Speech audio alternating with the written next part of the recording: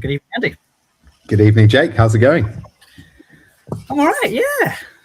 Can't believe I'm missing the World Cup opening ceremony for this, but I know for this. What time is it? This ceremony? I think it's already happened or is happening. Yeah. I mean, I'm trying to train my body clock to stay up later for the next few weeks because I'm going to see how far I can go. Because usually it's like 3 p.m. group stage, Morocco versus Iran. I've got to watch that, but now it's like forcing myself to get up at like 1 a.m. or stay up till 3 a.m. to watch Morocco Iran in the group stage. Fully nocturnal if you actually want to watch it. Yeah, it's very difficult. But yeah. Well, Malt Rummager saying opening ceremony, meh. Exactly. About right. Way better. Chris Leno saying it's happening now. Kickoff is at 8 p.m. What? Oh man, I might put a little screen up or something. Well, yeah, I do know for a fact some people are, do have a multi-screen setup just for this. So they've got their pour and sip and their football. And I'm sure some of the rest of you couldn't give two hoots about the football. Yeah, and you're here to escape it. And yeah, here we are. Malcolm Tucker got Iran in the office sweepstake. I am sorry about that, Malcolm. It's unlikely you're going to win that office sweepstake. I'm going to find out who got on the sweepstake after this. Oh, really? Okay. Yeah. Who are you hoping for, Jake? So really? France. Got to be France. Well, yeah. I mean, it's strong favourites, yeah. Strong favourites. Everyone keeps telling me Portugal's going to win, but I don't really want to see Cristiano Ronaldo that happy. No. I'm totally with you there. But anyway, we've got whiskey to try tonight, right? Yes, which is also very exciting. Which is much more exciting than an opening ceremony. Yeah, it's going to be, I mean, in fairness, it's in America. It's going to be pretty grand, isn't it? It's maybe if someone is multitasking, then they can kind of comment along and let me and Jake know what's happening, which songs are being played and what kind of over-the-top American. Yeah. Someone's kicked a ball wide of the goal and the goal's just exploded open anyway. One of my favourite images so far has been from yesterday's England friendly, which was Declan Rice taking a corner and in the crowd behind him. I don't know if you saw this. Right, no. A row of people having dinner. No, genuinely, like a row of people. They're all at tables and they've got food and stuff on the tables. And I'm like, I don't like to be that guy, but that's the game's gone mad. So that would only happen in America. Malcolm Tucker, Scotland for the title. Chris Leno, Mexico today. Pecksman saying he's going to keep us updated with the score. And Jeffster rightly saying, get on with the whiskey. Yeah. Quite right, yeah. What's the order of proceedings tonight, Jake? The order of proceedings is, I think they've sussed it already, it is in the description, but we've got the Ichiro Malt and Grain Blend. We have the Lakes Single Malt Signature, and then we're going to end our sort of focused drams on the Highland Park between you and I, 16-year-old. Then we'll when I first read that, when you said that, Jake, I thought it was like a secret between me and you. I was like, when I first read it, I was like, oh, okay, I won't mention that to anybody else. Weird, but okay. And then I realized when doing my research that it's actually the name of the dram. So yeah, not a secret. It's not just between me and Jake. But yeah, that sounds like a pretty good evening to me. Yeah, definitely. So are we on kind of a theme tonight? No. Not really? I suddenly just thought that maybe this is a world theme. No, it's not. Just Japanese, Scotch, and English. It's kind of a nice summer fruits vibe through some of them. But no, it's just a nice mixture. Just a nice mix. And every month, usually people are saying this is the best box so far. So I'm going to set the bar every month pretty high. Captain saying another Scott here. Our first match at 2 a.m. on Sunday. Sorry, mate. I'm sorry about that. It's ridiculous. But you're not going to have many matches left, so probably stay up for that one. Oh, sorry, that's too much. Okay, that's terrible. They're all they're tuning out off now. They're all logging off. Anyway, let's carry on. Shall we bring JP in? Start some interesting conversation. Here we go. Let's bring him in. Hello. Oh, what's going on? Not too much. Just looking forward to an evening with some nice drams and nice company. Whereabouts are you based? Northwest London. I am just chilling in my front room, ready to go. Got a lot of chat on Ichiro and Chichibu to hand over to you for the next 20 minutes or so. Nice. Whereabouts are you based in Northwest London? I'm West. Little place called Colindale. I've been here for Okay, cool. Yeah. 8 or 9 years now. But it's a nice little spot. It's very built up, so it's kind of everything's kind of new around here. But get into Central pretty quick, and I look after half the country for what I do, so it's quite easy to get out as well. Nice. Well, just for those who don't know anything about you, it's your first time on course, so do you want to tell us a little bit about yourself and how you got into the industry and your current role?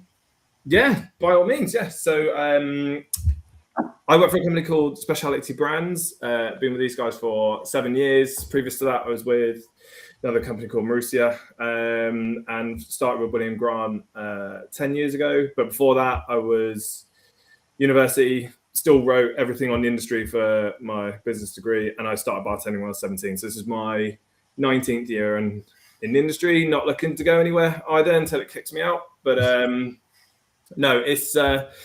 I do technically what I do. I'm a senior BDM for the company, so just keeping it within whiskey. We look after a couple other brands, some notable ones like Nika and Michter's. But yeah, our sister company, Elixir Distillers, also has a bunch of independent bottlings as well. And yeah, that's all you need to know about me for. If I'm honest, man. That's okay. That's enough. Yeah. So for anyone who doesn't know tonight, do you want to talk to us a little bit about Ichiro Akuto and why he matters? And why does Ichiro Akuto matter?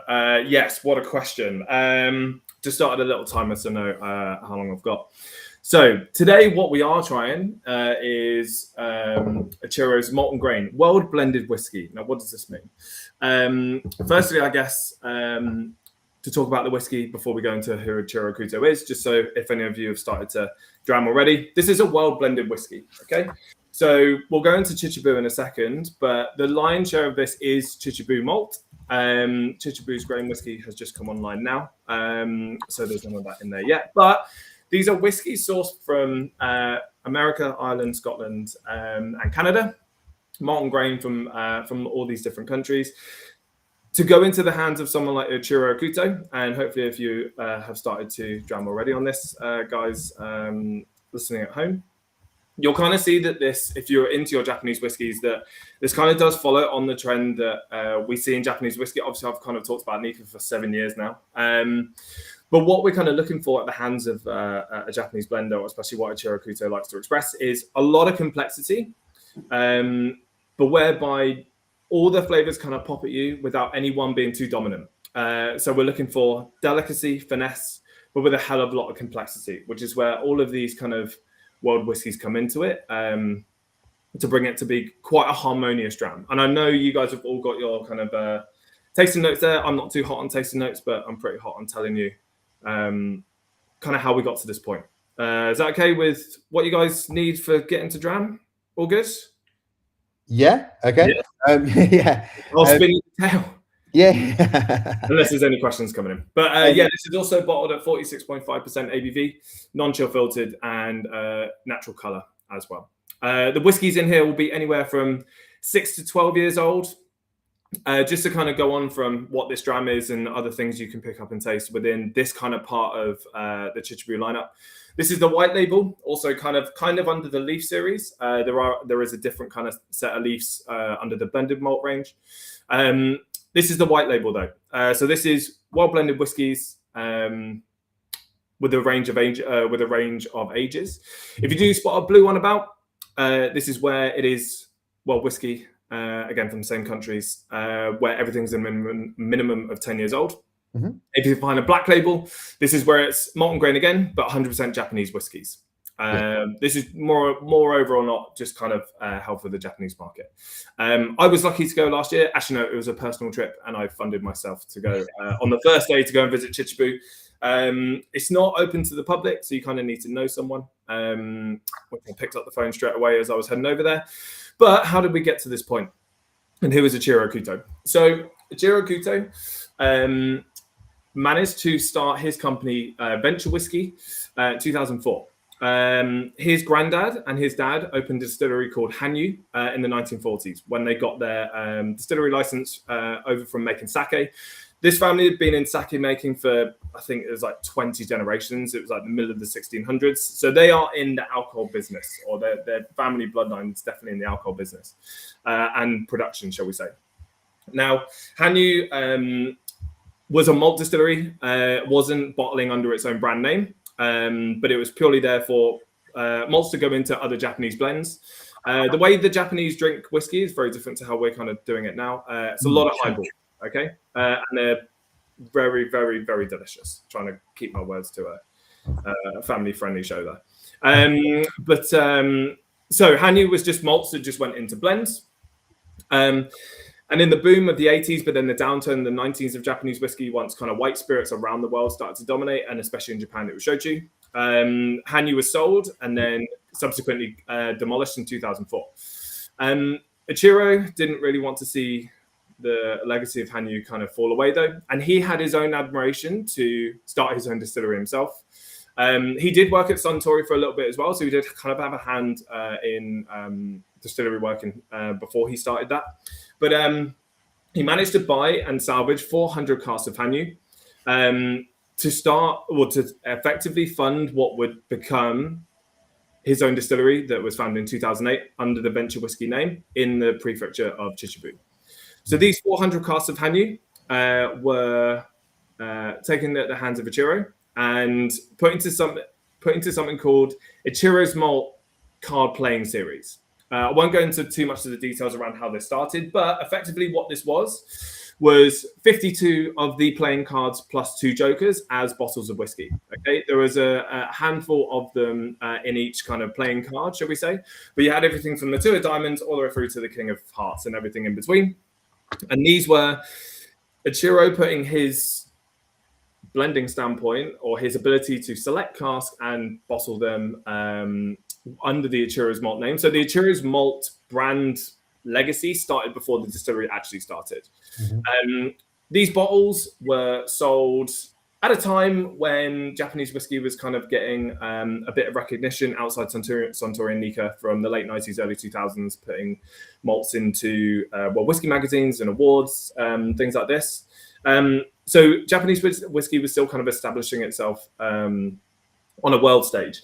And these bottles were anywhere from, you could pick them up for 75, 80, 100, 120 pounds. But like a 2 of clubs now is like 15,000 pounds. Yeah. Only 3 or 4 sets in the world. And the last one sold at an auction site, I think it was about 6 or 7 years ago for... Is Andy checking if he's got one tucked away? Not me, no. I don't know what I have. I was gifted it. I don't know. No, that's a London edition. We can go on to that in a little bit. That's pretty cool. So yeah, the last card series falls for I think £1.25 million full set. That's the one I've got. That's the one you've got. So this kind of did 2 things. It kind of helped Ichiro fund what would become Chichibu in the prefecture of Chichibu, and put his kind of stamp on, put his name stamp on the whiskey industry and what he could later kind of get to do. So Chichibu 1, well, it used to just be called Chichibu Distillery, but now, as you can kind of deduce, there is more than one distillery. Mm-hmm. So 2008, which is when Chichibu 1 went online. It's a pretty cool little spot. It's very small. It's only capable of about 60,000 litres a year. Very traditional. They're kind of looking at 50, 60 Scotch production styles. So utilising every part of the production process so that everything is done to the highest possible quality it can be, so that when you kind of get to that last little bit of the end of maturation, you've got something with a lot of complexity, even at very young ages. So at Chichibu 1, you've got Mizunara washbacks. So you also get, over long fermentation times of about 4 or 5 days, you get all these kind of secondary, tertiary fermentations, lactic fermentations, things like this, to develop more and more flavor as it goes. Obviously, the Mizunara after that certain amount of time isn't going to impact too much on that part of the production process. but it's got a pair of really small, dumpy little stills, and they've got 5 dunnage warehouses around there with about 5,000 casks. Chichibu 2 came online in 2019, and it's not 5 times the size, but it has 5 times the capacity, about 250,000 litres a year. Here it's French washbacks, so they got 5 of those. There's 8 at Chichibu 1. A pair of stills again, fire. So very different in how they're being stills are being heated. So a different style, which is pretty cool. I've actually seen our owners building a distillery on Isla. It's quite cool to stand above what would later become a fire room. It's a very different way of writing a health and safety kind of health and safety rulebook on how a fire room works below a still, which is quite cool. But Chichibu 2 is obviously online now, and then just recently they have got a grain whiskey distillery up in near Hokkaido that's come online as well. So you can kind of see where the kind of Chichibu might be going, especially with the malt and grain, is that Ichiro will be producing grain whiskey as well for his blends. Grain whiskey can also obviously be overlooked quite quickly, but he's got some coffee stills up there, and I haven't personally met him. Unfortunately, he wasn't there when I went. However, he is an avid golfer like myself. And Teichi, when I was there, did say that if I had told him that whilst I was there, he might have taken me to one of the 2 golf courses that is perfectly situated in between. It's also quite funny because a lot of they don't have loads of merch or anything like this. I am wearing a Chichibu t-shirt, but there is Chichibu Pro V1s to buy, Chichibu ball markers and things like this in the shop. When I say it's a shop, obviously it's not a visitor centre. The thing you're kind of greeted into is kind of the original tasting room. There's still some more bottles of the card series in there, pulled cast samples, and everything else in between in the Chichibu lineup. So yeah, that's kind of where Chichibu is at now, with 2 malt distilleries and 1 grain distillery. The range is separated quite nicely. So like I said, you've got the blends, which is part of the malt and grain kind of lineup. The blended malts, which I've got a couple here, are under the Leaf series. So you've got red, green, and gold. These retail, I don't know, in and around the £100-ish mark. So these are 100% blended malts between some of, gold and red are some Scottish whiskies and Chichibu single malt. And then green leaf is where if you can pick one up, it's probably one of the last kind of attempts you can get to try some Hanyu. So with the Hanyu kind of running out, the new green leaf will be Chichibu 1 and Chichibu 2, which I did get to try in Japan, and it's pretty tasty. Beyond that, like you've got there, did you say you had a London edition or London edition? I think so. I was gifted to. Cool. So this is where okay, cool. It's a nice little gift. This is where you'll find the Chichibu single malts. Anytime you see Ichiro's malt Chichibu, it's where it's more than 1 cask. So Ichiro likes to kind of have it where he still had an impact on how things are blended, with the Chichibu single malt label underneath. Anytime you see a single cask, it will just say Chichibu single malt, as in he's like, this is a product of the distillery and how the team have kind of put it together. Chichibu 1, oh yeah, go on. Shall I open this or shall I keep it? Whiskies for drinking. Okay. That's the one. Yeah, whiskey. I've got a lot of whiskey at home for drinking, so I'm just saying. Fine. Oh, for a special occasion. I actually had a bottle of that sent to me for Christmas, and it got nicked in the post. What? No. It was probably sold down the pub for 50 quid. No idea who took it. I'm not going to badmouth a shame delivery company it was either. But no, so but yeah, pretty tasty single malt. When you're out there, if you do get to go, even just go to Chichibu, there are a bunch of whiskey bars there. You got a Highlander there, which is really cool. But when you do go to even Japan and go to a couple other whiskey bars, we'll see a lot of Chichibu single casks with some really cool artwork. Ichiro did do the rounds of visiting bars, and it was kind of bars that really helps him understand how to not only market, but what the market was kind of looking for. But he got a lot of back and forth information on kind of what to release. So he's really kind of grateful for that, and does a lot of these single cask bars. So if you do go to a Japanese whiskey bar, you'll see bottles of Chichibu you never even thought you'd see in your life. They do have a lot of casks or different casks out the distillery. So about half is ex-bourbon. A lot is focused around Mizunara, which I should probably stop on too quick. So other facilities they've got a racked warehouse about 5 minutes away. They've got definitely a few thousand casks in there. I've heard numbers between 8. I forgot what Teiji told me when there. I've heard numbers between 8 and 16,000 at any one time, but there's definitely a few there. I think it's about 8,000 in that one. And then they also around the corner have a cooperage with about 4 people working there, and that's where they process a lot of their Mizunara wood that they auction on a long time before they actually get it. This is all done up in Hokkaido or up in the north of Japan. And yeah, they make about 4 or 5 barrels a week, which is quite cool. Mizunara is obviously key for the washbacks of Chichibu 1, but obviously for Gold Leaf as well. And Ichiro does really embrace that. But they've got some other cool, like weird and wonderful casks kicking about amongst those warehouses as well. Yes, that's 14 or 15 minutes of my time. That was I didn't know if you wanted me to carry on, but no, that's a lot of information. Right. Did everyone get all of that? Yeah. Sorry. No, it's fantastic. Yeah, I think Malt Rummagers is talking just specifically about the whiskey we're trying tonight, asking what is the malt to grain mix. Yeah, which might be a complex question given all the constituent parts and So it's not disclosed. There's 2 reasons. It's not a secret. He would disclose it if he wanted to, but each batch changes batch to batch. So malt to grain, though, I'm not going to give an answer because I still don't get told. Okay. Even on the malt to grain. I think there's more. There's more than just the sort of. You think of a Scotch blend, you have a single malt and the con still grain. Here you've got American 60-40, 70-30, and all sorts in here, right? Probably it's Canadian.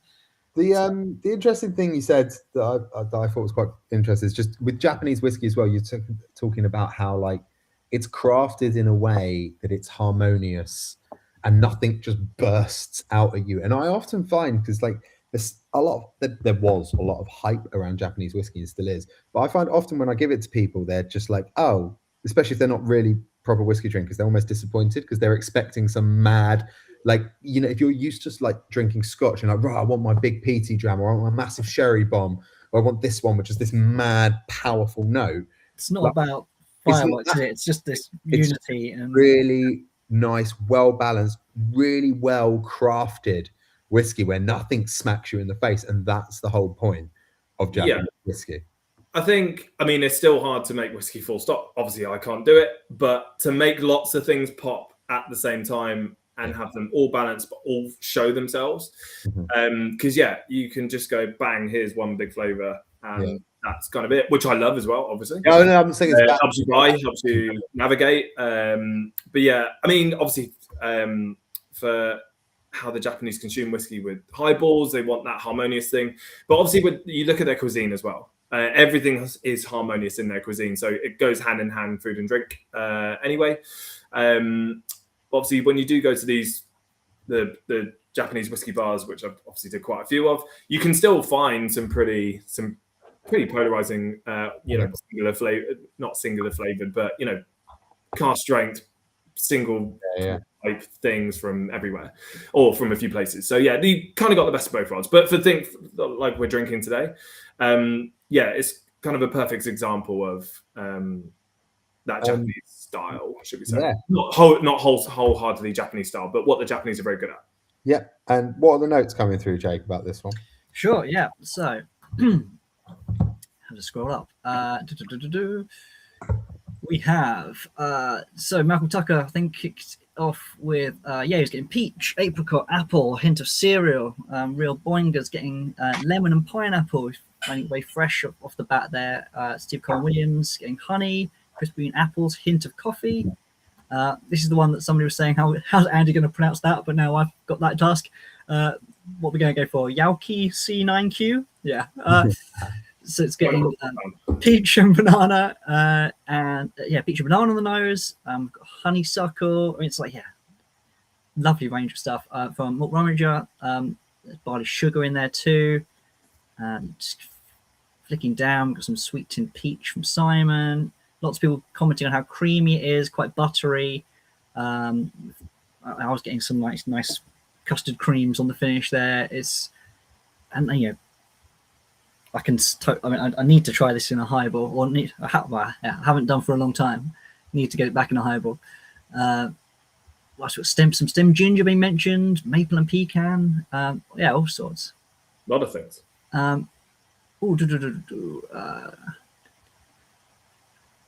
Malt Rummage is asking about Mizunara casks. Mizunara casks? Yeah, let me just read. So, yeah. Mizunara. Oh, go on. You want me to go? Just because I was trying to understand the question before I read it, but I'll just read it out. So how many Mizunara casks have they got? Like 10% of them. I thought they were quite hard to work with and relatively rare. Yeah, so like I said, the lion's share is ex-bourbon. They've got a bunch of red wine, a bunch of white wine casks as well. Like I said, a bunch of experimental. I couldn't put a number on their Mizunara casks. Like I said, they only make a handful a week in the cooperage. Obviously, it's quite hard to get hold of it in the first place. A lot of it will go to other industries, namely things like furniture. You've got the other big distilleries that also, because it's all done at auction. So you need to, and from what I've heard, it's like a silent auction as well. There's pictures of like Ichiro like in the snow up in the north, kind of like bidding on this Mizunara wood, which is quite cool. But yeah, so Mizunara wood, yes, notoriously is quite hard to work with. It grows quite twisted, doesn't grow like straight. It's quite porous, which for the fermentation is quite good because it means that kind of all these little bacteria and other things kind of live in the wood throughout like kind of different fermentations. That's where you kind of get this kind of ongoing like ecosystem within this kind of within the wood itself. But then it does give this, if you do kind of mature in it, or obviously for the gold leaf kind of finish in it, you do get this wonderful kind of like sandalwood incensey note, which kind of like comes out more often than not. So yeah, it's kind of like truffle. You just kind of don't want to use too much of it. But I've tried, I think I had a single Mizunara pull at the distillery, and it was at cask strength, and it was pretty damn good. So yeah, Mizunara wood. That's kind of the few kind of main topic points that we'll pull out on that. Yeah. Talk about it in Nika, because I use it. Yeah, for sure. How do you think the UK's relationship with Japanese whiskey has changed?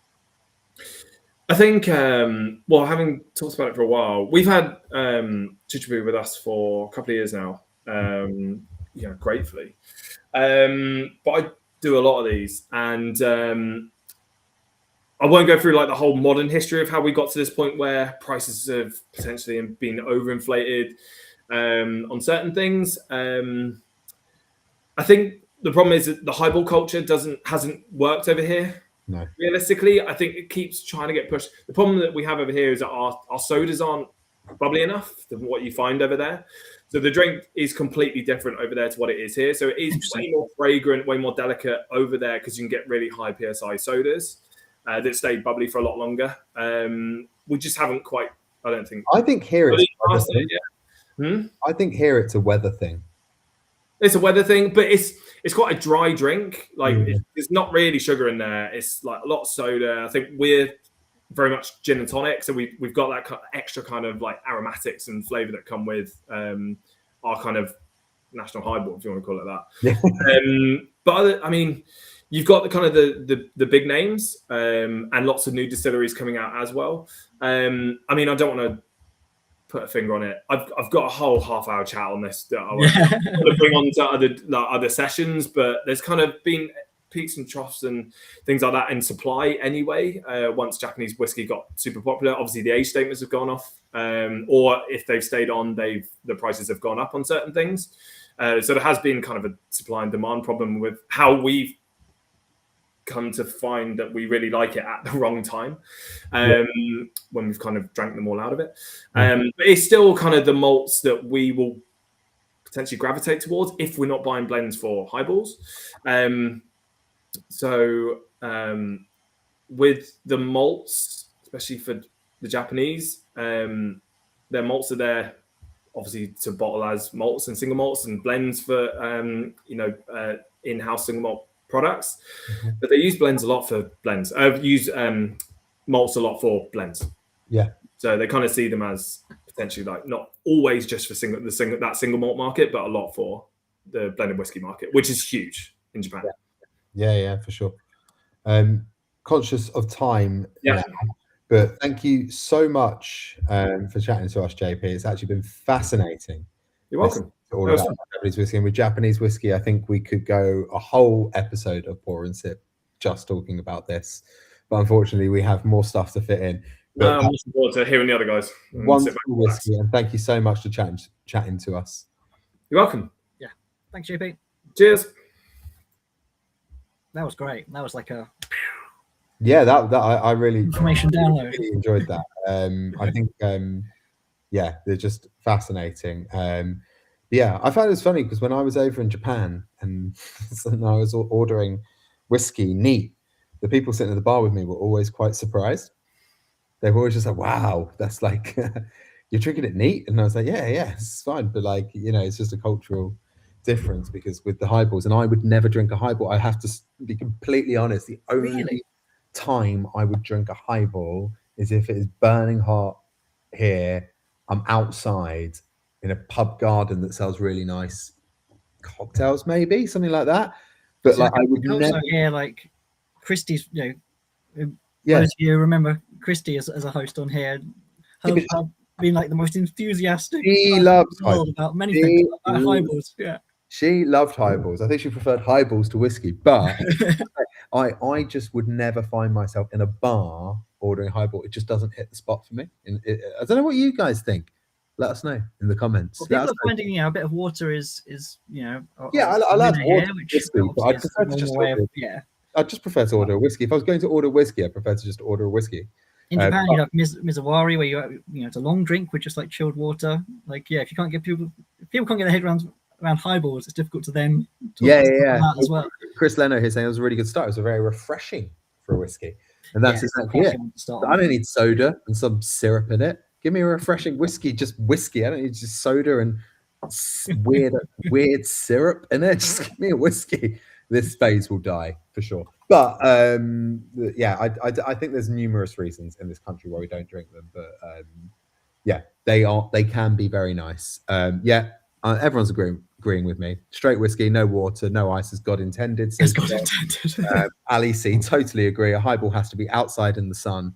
Exactly. It's kind of, I would never be sitting in an inside bar and be like, "Can I have a highball?" Just really, Steve Conn Williams, if I go for a cocktail, I go for a proper cocktail, not a weird watered down whiskey with sugary stuff.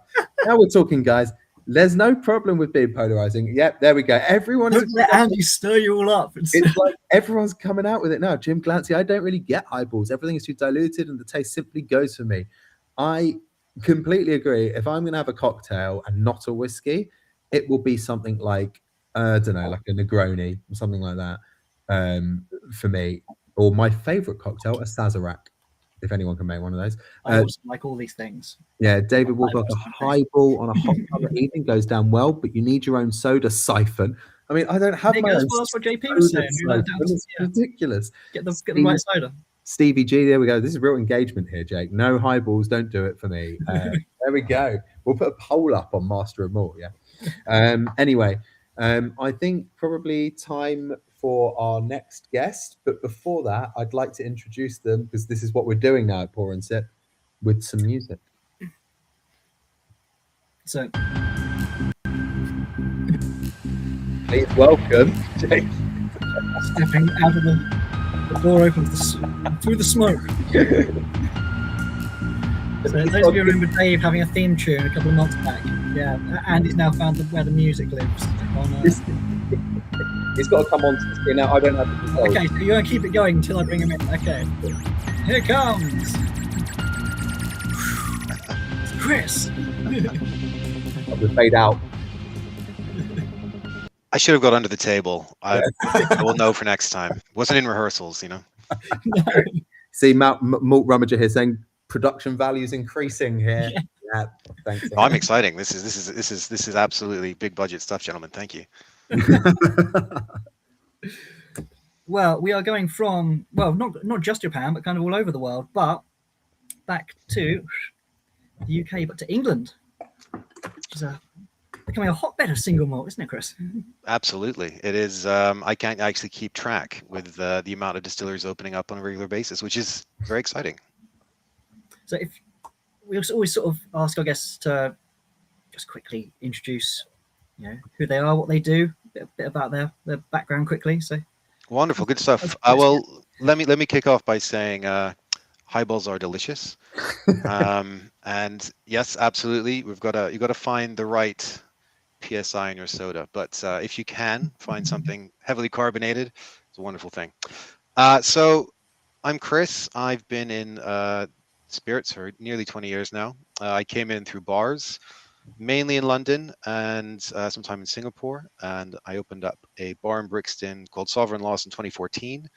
And then I had a bar in West London, in West Hampstead after that for about 5 years, called Heads and Tails. Through that, I began kind of consulting, working with advocacy with different brands, notably Torres, the producers from Spain, opening up their brandy and their pisco to the European market, and then ended up doing about 3 years at Campari, running the rum and whiskey program there, and a lot of their different advocacy parts, which is 7 distilleries in about 5 countries, which is a lot.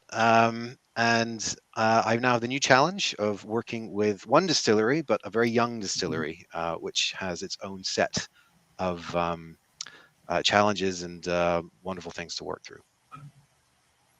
Yes, I was looking earlier. I can't actually remember exactly the year it's founded, but I was there in 2015, which wouldn't have been long after. Yeah. And at that point, it was kind of, I think it didn't know exactly what it was going to be yet. No, it's well put. Yeah. Yeah. I feel like every young distillery kind of goes through this, and Yes.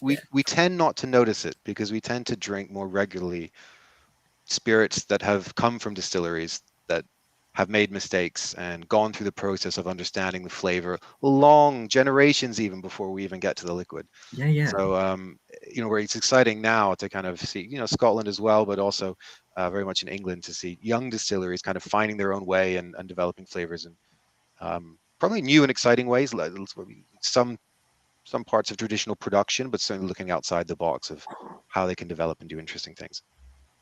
Well, it's definitely a whiskey I think now does know what it is. So yes, yeah, absolutely. Sort of explain that sort of journey, and there's obviously a bunch of sort of very skillful whiskey makers in that time for a young distillery. And just sort of explain.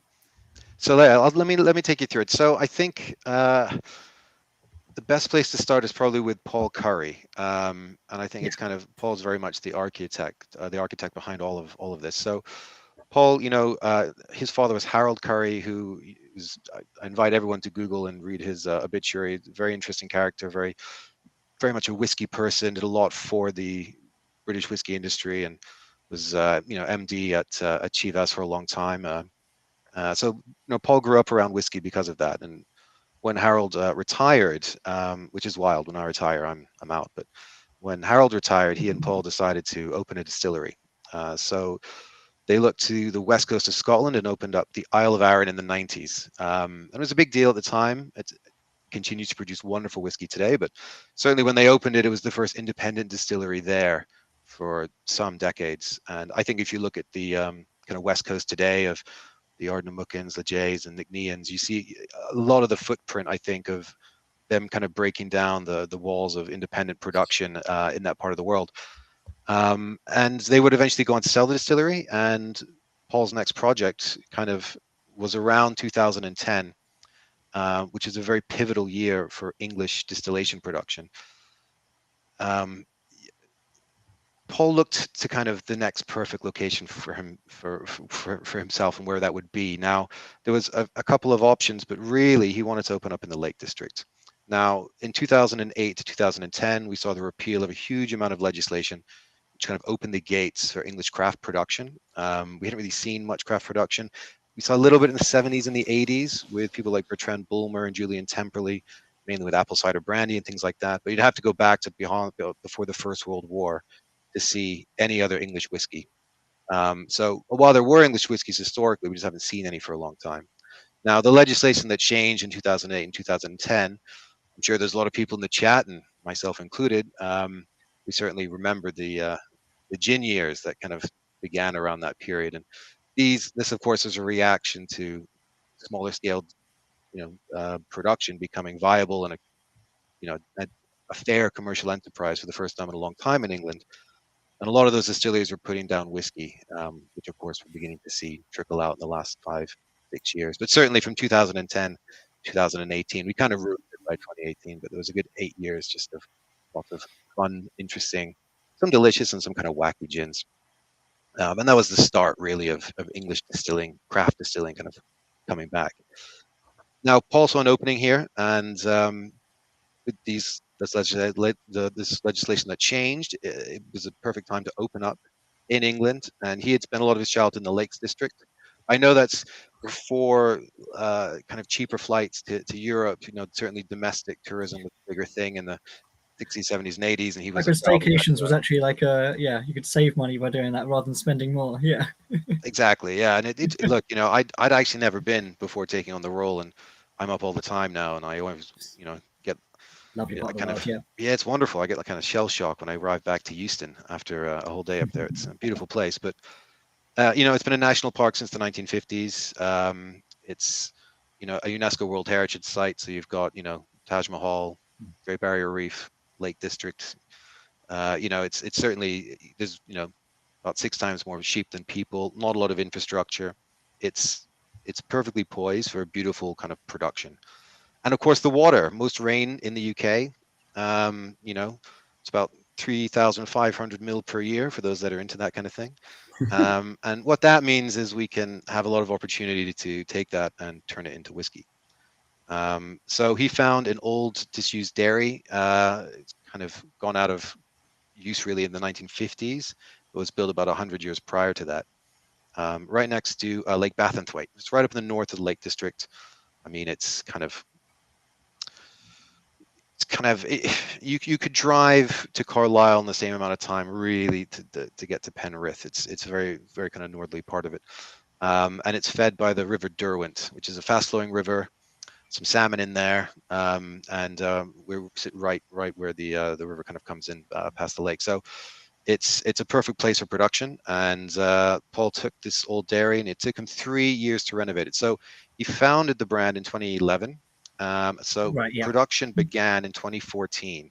So we're looking at around a little over 12 years of production now. So when you went up there, it would have been like, early doors. I'd imagine there was a bunch of white spirits and a lot of excited faces for what was to come. That's it. Drink this new make. What do you think? Yeah. Being kind of new make being thrust at you is a running theme in English whiskey shows.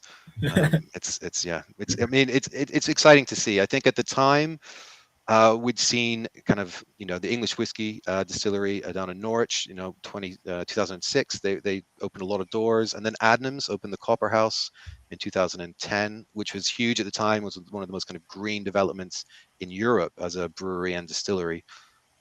So we are probably the year after that one of the elder siblings of English distilling.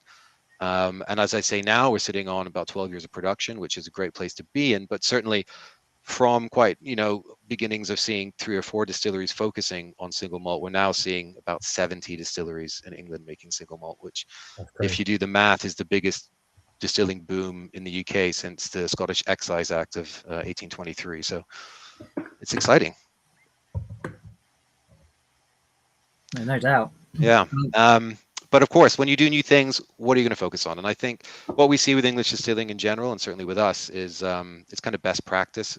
We tend to see the kind of Scottish distillation model being used. Now, what the distilleries began to do at the lakes was basically go down 2 routes. In one capacity, there was a kind of general drive towards finding a flavor profile that we could produce consistently and develop a style within that, as every young distillery needs to do. And the other hand was to release limited runs and expressions that were kind of exciting, interesting. We probably could never make them again, but certainly they were built around specific barrels and specific styles and flavors. So kind of a lot of different things really for one distillery. But that main avenue of developing a flavor profile led to a release series called the Whiskey Maker's Reserve. I'm sure a lot of I'm sure you guys have come across it. I'm sure a lot of people have seen them at least or tried a few. But I got 3 of those at home, I think. yeah, One. nice. Number, Yeah, great. 3 and 2 and 4, I think. Something like Yeah, hold on to 4, I think. So it was. I mean, if they're very interesting releases. For Andy tonight, isn't it? Yeah. I mean, if it's open, drink it. But certainly, that series kind of became really the journey of where we are today with Signature. And I like to say Signature took about 10,000 casks and about 7 releases to be in a position to be a consistent product. What we have done, if you look at kind of the Whiskey Makers Reserve number 1 and 2, they're both cask strength, very bourbon influenced, very young whiskey. And as we move forward into number 3, we start to see the introduction of kind of Oloroso, and we start to get a bit more body. It comes down to 52%, and we see the same on the 4th release. The 4th release won best single malt in the world at the World Whiskey Awards, which was, I think, a bit of a surprise, but certainly alongside the Oloroso in there was PX as well. And Sure. The indication that it won this award was very much that they were on the right track. So 5, 6, and 7 after that kind of became just honing that style and that flavor. And crucially, as those later releases came to pass, you have more inventory. So we're sitting currently, on around 11,000 casks. What that means is, we have the kind of paints on our palette to produce a consistent color every time, if you like. And it's a big leap for a distillery to get to that point. From a production perspective, a little bit different. Generally, the distillery for those releases and for Signature, which you have, relies on an élevage style. So this is a bit very unusual in whiskey. You'll see it in fruit spirits, quite common in certain cognacs, a little bit Calvados too. Sometimes you see it in wine, but really the idea is rather than statically aging something for a long time in a barrel, I know that works, and we all know that works. The idea is to kind of nurture it. Nurture is the best translation I can come up with for élevage. And Alexandre Gabriel, the distiller, kind of said it, put it quite well when he said, if you have a child, you should look after that child. You don't have to, but you probably should. And very much to the case of, if I understand my warehouse and I understand my new make, I can put that into the barrel and I could leave it alone for 10 years and I'd feel fine about it.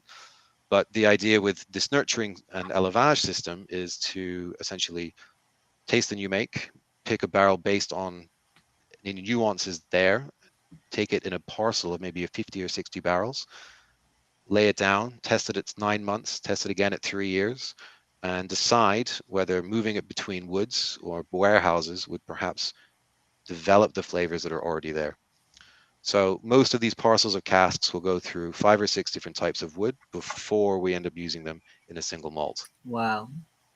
Which is incredibly tiresome for 3 guys that work in the warehouse. Well, that's it. So yeah, I mean, partly I was just smiling at the beginning there because I was wondering sort of like, what percentage of your job and how many times you've had to explain élevage. But it is like quite an extraordinary, intensive process or way of approaching whiskey, especially when, like you say,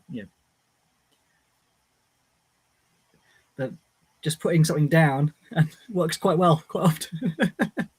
Absolutely, yeah. It is a completely interesting. Different approach, isn't it? It is, and I think it makes me think of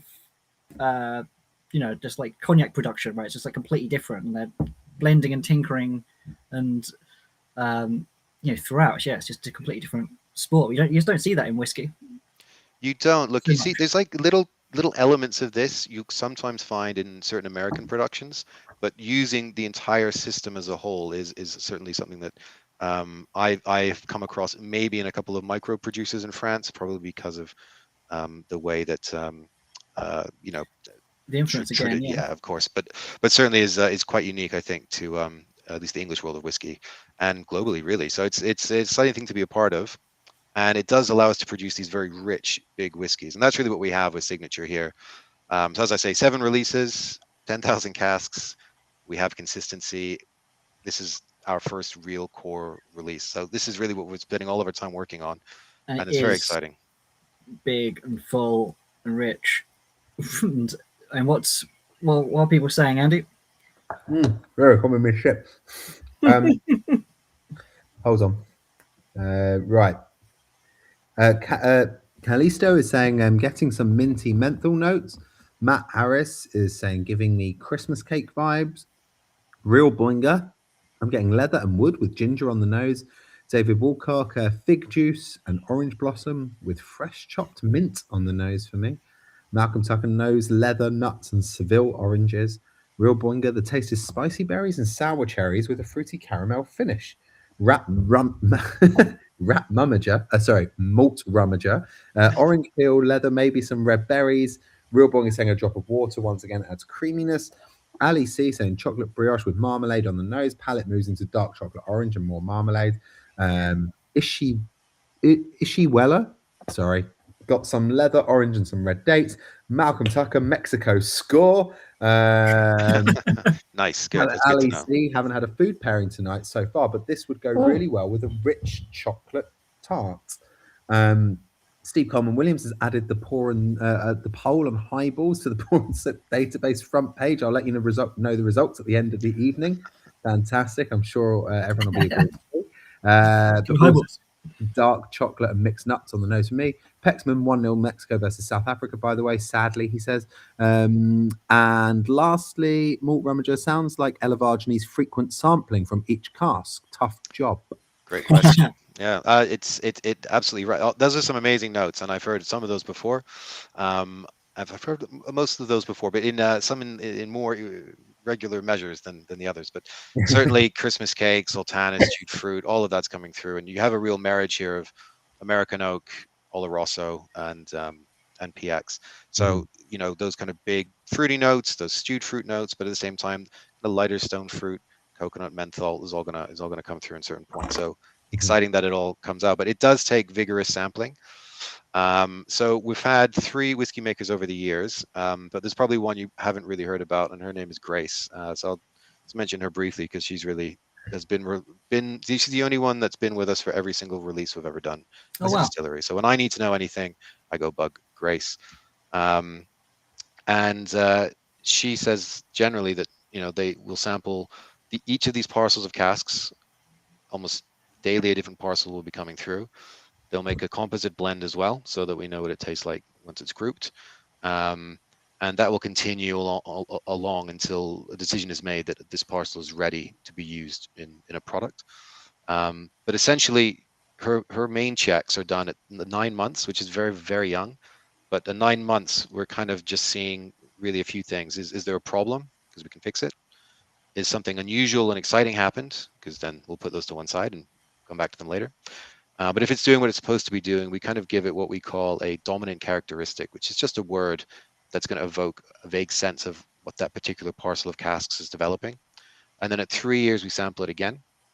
And Grace at this point will be looking for kind of give it a grade, an A, B, or C, and that's of intensity, so that we know we can then couple that grade with the characteristic, and that's going to allow us to understand where that barrel might go, where that parcel might be involved with from a product perspective.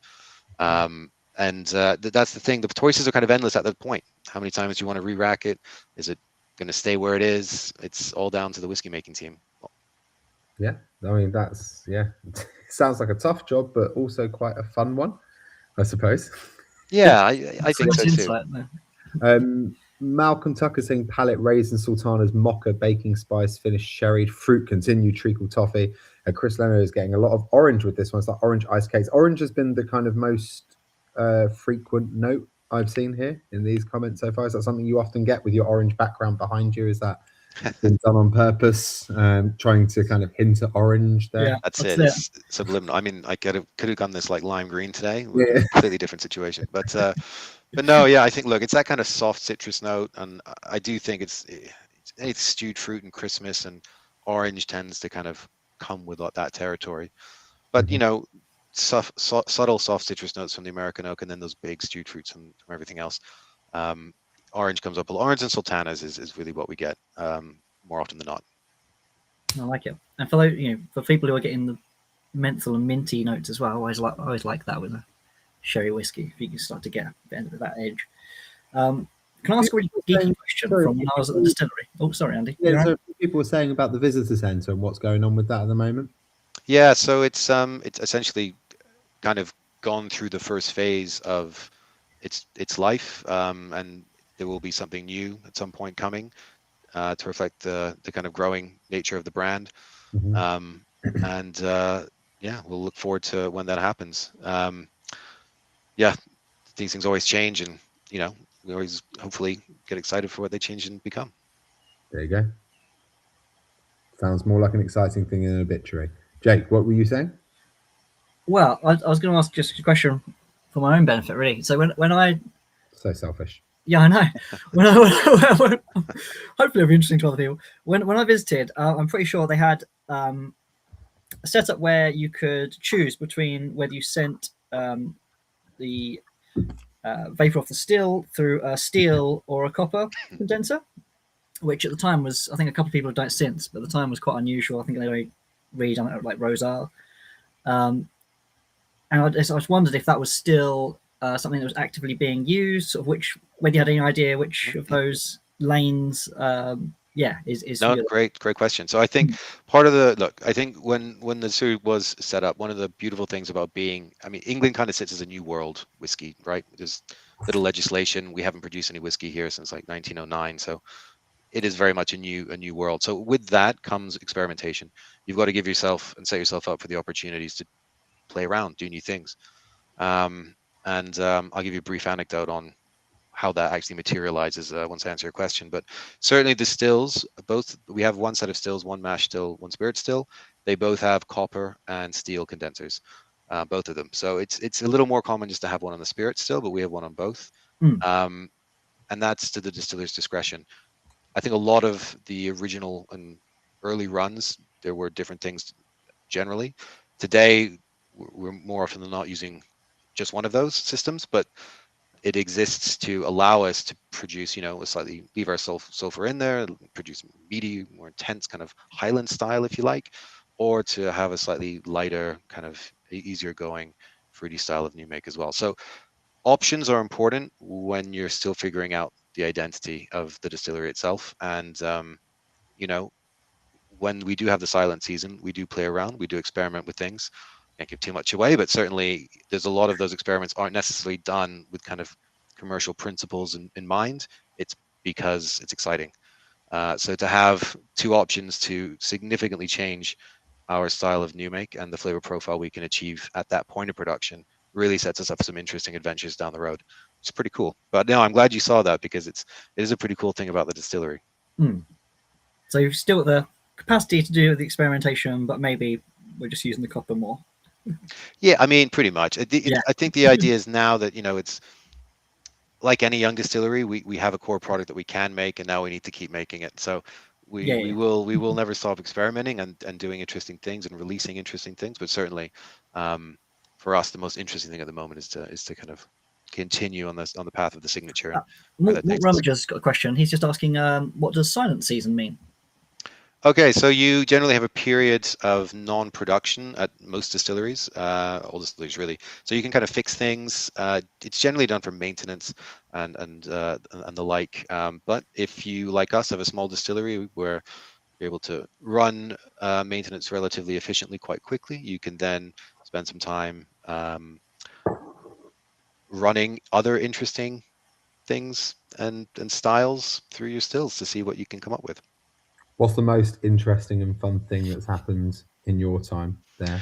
So one of the things that's interesting, so we sit on the English Whisky Guild. We have a table there, a seat at the table rather. And the English Whisky Guild is very similar to the SWA. Yeah. But obviously, like I used to work in rum, and I think provenance of production is so important. And a lot of places have been doing certain things for hundreds of years, and you've got to maintain that. Where, all these distilleries doing things in England are so new, it's going to take a long time, I think, before we understand from a regulation perspective what needs to be done and how, before people agree on things. And that's a beautiful time to be in a spirit. It's very unusual in a thing like a whiskey or a brandy to be in that position. So that's allowed us to play with certain things. And one of the things that certainly hasn't come up and that no one's arguing about is the use of oak, yay or nay. So we don't have to use oak currently if we don't want to.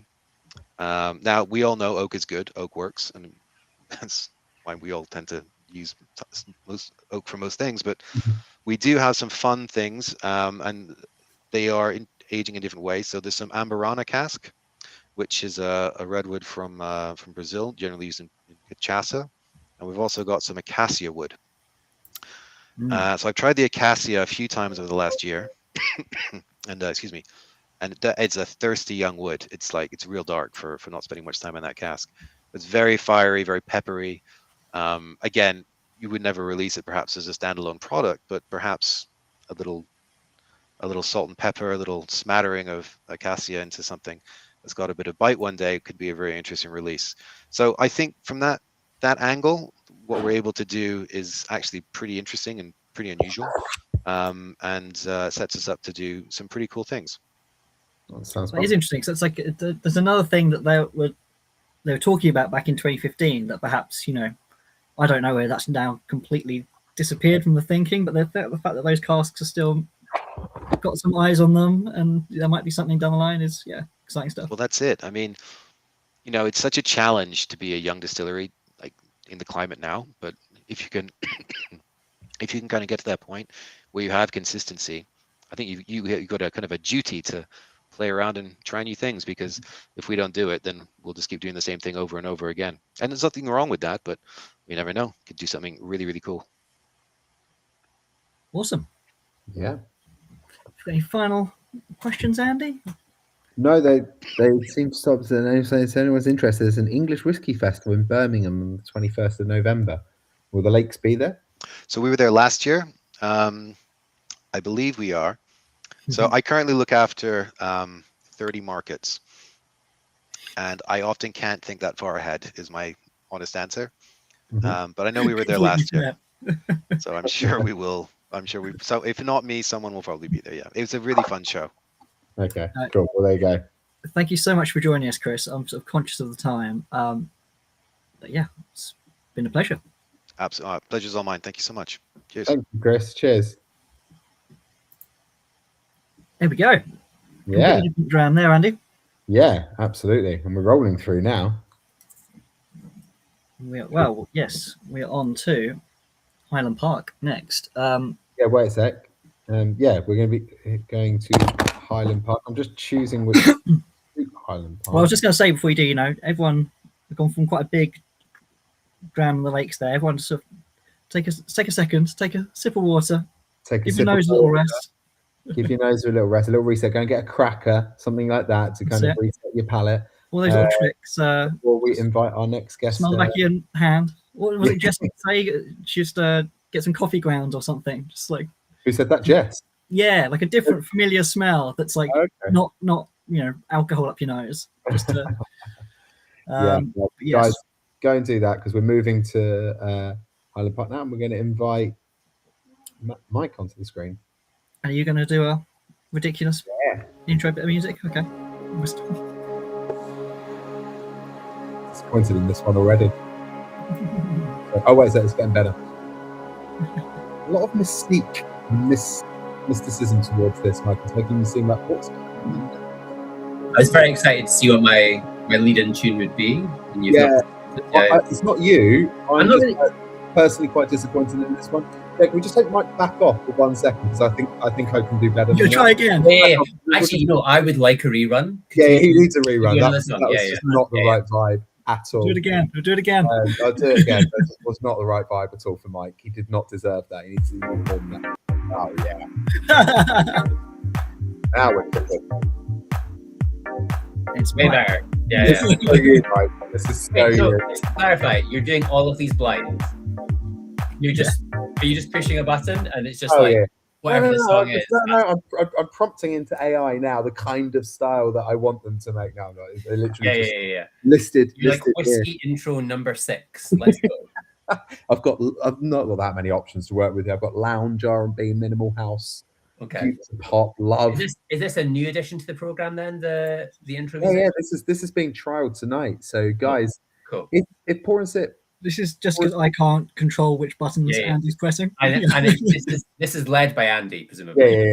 Yeah. Well, I'd like to know It's like being in a lift going up 10 floors, says Malcolm Tucker. Guys, let me know, because if you do like this concept, I will work on it. So I mean, Andy, nobody likes it. So Yeah. I think you don't need to work on anything. I think you did it in one. It's good. I heard I'm going to work on that one. Okay, cool. Yeah.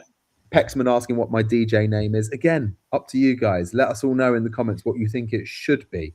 So we've all got all of my personal opinions here tonight. My distaste to highballs, everyone's voting on that. My DJ name, whether they like this current format. Yes, Kelly. So can we get the Imperial March? See, now we're talking. That would be great. Okay. I mean, once you start taking requests, we're into dangerous territory, I feel. Steve Coleman Williams literally just nailing my actual job there, saying, isn't it his day job? Yes, it is. Taking requests. That's my actual job. Anyway, let's carry on. Danger. Nice to see you, Mike. You too, my friend. How's it going? Very good. Yeah. I'm great. It's very strange listening to like 40 minutes of people talking about whiskey and then realizing that you actually have to start talking now, because I've had, it's a Thursday. I've had a beer, and then I've had these 2 delicious whiskeys. Yeah. I've listened to Chris and talk about all like the various parts of that. And now I have to do my job. Jesus, shit. We'll go easy to begin with on something that you should know a lot about. So can you talk to us a little bit, just for those who don't know, about yourself and how you got into the industry? How I got into the industry? I mean, by accident, I would say. I started working in bars from teenager up. I'm from the northeast of Scotland, so quite a few of those were whiskey bars. But then I kind of graduated to cocktail bars and restaurants. It's been a kind of constant throughout my life that I work in hospitality, in kind of venue spaces and stuff like that. So when I moved down to London about 6 years ago, I decided I want to kind of keep doing that, but I was getting a bit older. My lower back was starting to hurt. So maybe it was time to start working for some spirit brands. And I did a few bits and pieces. I did freelance for a number of years, which was amazing fun. I got to do, festivals and album launches and all that sort of jazz. And then I sort of tricked Edrington into giving me a job as a Highland Park brand ambassador. And I've been doing that for the last 2.5 years now. Honestly, from my perspective, what happened was I worked in bars for a long time. I was Scottish. I walked into an office with a spirits brand and I was like, I think I maybe should be your ambassador. And they were like, yeah, that's a great idea. That's such a good idea. Let's send you out into the world and see what you do. So yeah, very, very blessed to have this job. Yeah. I love hearing that by accident. That's yeah. If you drink enough whiskey and have strong enough opinions, you can turn it into a job. I mean, just a message to all your viewers out there. Like, if you push it far enough, someone will give you a job. Yeah, that's exactly it. Now, being modest, but I like that you sort of ended up where you want to be. Like, that's exactly it. That sounds like hard graft to me. So, for anyone who doesn't know, what makes Highland Park different from any other Scotch? It's a good question. I would say where we're from, really. There's about 150 distilleries across Scotland, more or less. There's more across the world, day by day by day, as Chris was saying. But we are one of the few from our particular region of Scotland. So we're from the Orkney Islands, which I don't know how familiar your audience is with Scottish geography, but that's a part of Scotland that nearly nobody has ever been to, including the people that live in Scotland. So it's like right at the very northern tip of the Scottish coastline. So you can do southwest for Islay, Campbelltown. You can work your way up the west coast. You go through the Hebrides. You get to Skye. You go over the northern tip of the country. You go past various other islands, and you land on Orkney. It's not one island; it's 70 different islands, and we are located on the sort of biggest island at the center of it. And we've actually been making whiskey there, or there has been a distillery on that site, 1798. It wouldn't have always been called Highland Park, but the first record of a still house being on that particular part of land just on the east coast of the Orkney mainland goes back to 1798. It's actually where we get the name Highland Park from. Despite the name Highland Park, we're not really a Highland whiskey, we're an island whiskey. But the area of land that the distillery was first built on was called High Park, which sort of slowly transformed into Highland Park and became the official name for the distillery when it got its license. Okay, that's interesting. I did not know that. Yeah. And like over the course of that time, really, with in terms of the production side, not much has changed. So floor maltings, heather, peat, and harmonization. Like, why is not that much changed? I mean, certainly things will have changed. Like if you go back to 1798, that was like full on illicit still, stone bothy still house. It wouldn't have really resembled anything about the production today. But we do pride ourselves on holding on to certain traditional aspects. We are one of maybe a handful of distilleries in Scotland that still have our own malting floors. So we malt portion of the barley ourselves and on site, right there in Orkney. We've got a pair of old brick kilns, and both of those are well over 100 years old, which we do all of our peating in those.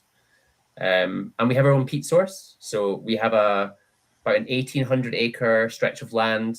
It sits maybe 10 miles from the front gates of the distillery.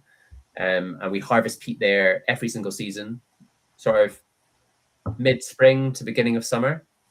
And that peat is then brought to the distillery where we use it to smoke the malt. So that whole part of the process, which is kind of key to the distillery character for Highland Park, that is very traditional. And we take great pride in the fact that we maintain that and hold on to that as part of the distillery character, but also kind of the attachment to Orkney as a place. Like, we like to talk a lot about peat having a kind of sense of place about it, and the idea that since it's made of whatever grows in that region, obviously slowly broken down and decayed over thousands of years, it does hold on to character specific to that place. You can think of Islay obviously being an obvious example, having quite a briny, coastal, maritime, sometimes even like medicinal kind of character to it. Yeah. Highland peat doesn't seem to have that as much. It's got a bit more wood smoke, wood debris in it, a bit more of a barbecue type character. I think that's quite easy to see when you taste them side by side. And then Orkney, again, I would say is quite different. We're coastal, obviously, we're an island, but compared to Islay, the region that we harvest our peat from is very, very elevated. So it's way above sea level, and it's much more native moss, a lot of heather plants. So it's got a bit of an earthier, lighter, more floral kind of characteristic to it. It doesn't really have that kind of big, briny Islay smoke to it. It's much lighter, it's much more ethereal, much more of a kind of versatile flavor. I think that's really key to kind of what we do, not just with this release, but kind of across all of the expressions from Highland Park. I'm just looking at that packaging. That's the new packaging behind you. What happened to the Viking thing? It's been dialed down. Yeah, I mean, I wouldn't even say dialed down. I would say almost kind of retired a little bit. If you spent any time in Orkney, or you know a little bit about your Scottish history, you'll know that those islands, although being part of Scotland, have always been like a little bit removed from the mainland. And in the 6th century, they were settled by Scandinavian, Norwegian, Norse settlers, Vikings, essentially. And for a good 600 years or so, it was mostly that culture that lived there. And that's true of some outer islands of Scotland and even Ireland as well. But Orkney was a particular hub and a hotspot for that culture. And you can go there today. There's a lot of artifacts, relics, monuments to that time. It's probably, I mean, it's one of the few places in Scotland you're going to meet a lot of guys called Magnus, that's for sure. And there are plenty. And they're very proud of that heritage, and it's like a big part of their kind of cultural tradition. And since we are so sort of embedded in Orkney culture, that was always part of how we did our storytelling. We've if you've been following the brand for a long time, you might have seen the kind of old Thor, Odin, Loki releases. We had a lot of stuff that kind of went back into that mythology and used that as a bit of a storytelling piece. But we're kind of looking to move away from that now. Like I was saying, the distillery was founded in 1798. So there's no doubt there's a lot of tradition and heritage involved in what we do. But also, we do like to think of ourselves as a forward-looking distillery. We've spent about the last sort of 12 months renovating, updating aspects of the production. We're looking to make it more sustainable, future-proofing it, basically looking forward to how we want to develop our personal style.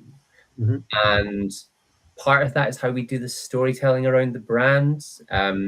If I was to say it in a sentence, it's basically like, we used to talk about where we came from and the past of Orkney, and now we want to talk about Orkney today. So the people that live there, the nature, the environment, the landscape, that's all kind of playing into the different things that we're doing today. Sure. Okay. Yeah, I remember going to a launch a few years back when it was sort of Peak Viking. Peak Viking. Peak Viking, yeah. It was a good year. It was quite funny. You were saying about like not many people have been there. Like I didn't get to go there then because they were like, no, we're going to go to Denmark. It's easier to get to. It's such a funny one. You know what? It's not that hard to get to, but it is a very specific route. So when I take people up so I'm based. I probably should have said at the start. I'm based down in East London. I'm from Northeast Scotland. I lived in Edinburgh for a long time. I've been down in London for 6 years. We take people up from the south, and it's such a great trip because particularly if you're from London, it's so far removed from your everyday life that it feels like a real kind of excursion. But what we love to do is we take people to Edinburgh, which is great because we get to go around the whiskey bars and we've got a lot of great customers in Edinburgh. So we can take them around some pubs, some nice pubs, nice restaurants, fill them full of whiskey. And then in the morning, there's a direct flight from Edinburgh out to Orkney. It's about an hour. It's on a plane, maybe the size of a double-decker bus. So if you're a nervous flyer, which I've had a few of those, it's a little bit bracing, I would say. But honestly, like if you live in Edinburgh, you can get there in almost the same time it takes to get to Glasgow. So it's not that hard to get to. No, not so. It just feels very far away. And the same is true when you're on the islands as well, because like there's nothing to compare it to when there's something about being on, since it's not just one island, it's this big cluster. It's like it's an archipelago. Yeah. You can see all the other islands dotted around you from where you're at. So you feel like you're in like a very different world than when you're on the mainland, honestly. I do remember them going into great detail at the time about, it's not just sort of like a misty-eyed history. Like the DNA of the people is noticeably more Scandinavian than the mainland. They were very adamant about this. Like it's a thing. There's like a whole genetic component which they love talking about. But like my two favorite things are, so when I go up there and I talk to people that work in bars, like in the pubs that I love to go to, some of them will be from Orkney, born and bred, and then some of them will just be like American or from the Netherlands or from the south of Spain, and invariably they are a archaeology student doing their masters, because Orkney is like one of the like top spots in the entire Western Europe to do like pre-Iron Age digging. So they've got like multiple sites all around the islands. And the idea was, or not the idea, but like the way it's been explained to me is that the wind from the North Atlantic is so fierce that basically trees never grow. Like you go to these islands, it's the same for the Hebrides. You go out to these islands and the winds are so fierce, there's almost no trees whatsoever.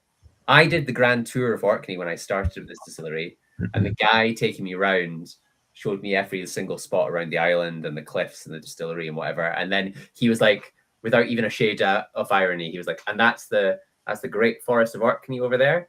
There's like 7 trees, my man. It was nothing. And Which because obviously of has a that, massive impact on what you were saying earlier with the peat being just completely different makeup. yeah, right? exactly. So there's no wood content in that whatsoever. But as I was told by a very lovely bartender who was doing like a 1-year placement or whatever from like Kentucky, she was saying because there's no wood, it means that even if you go back thousands and thousands of years, they were making all of their buildings out of stone, which wasn't that typical. So consequently, you dig down, you can find everything as it was thousands of years ago, which is like unbelievable.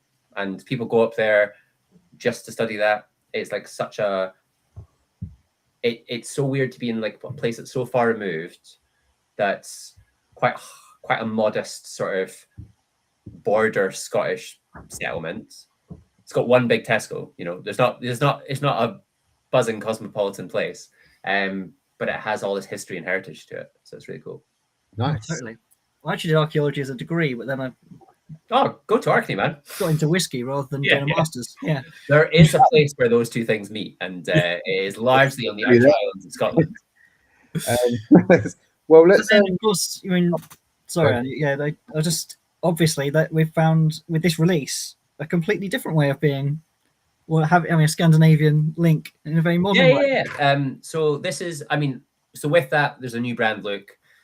For all the people out there who are kind of long-time Highland Park drinkers, we're not really changing anything about the whiskey we make. The 12, the 15, the 18, same liquid, same ABV, same process, same peat, all that stuff. But some of the new special releases. So we've got this one, which we're trying today, which is our new 16-year. And this is a cool little release. This is part of what's going to be an ongoing series. And basically the idea is each new release is a collaboration with a specific person. So this one is with a guy called Bjorn Franzén, which I don't know if you can see that here.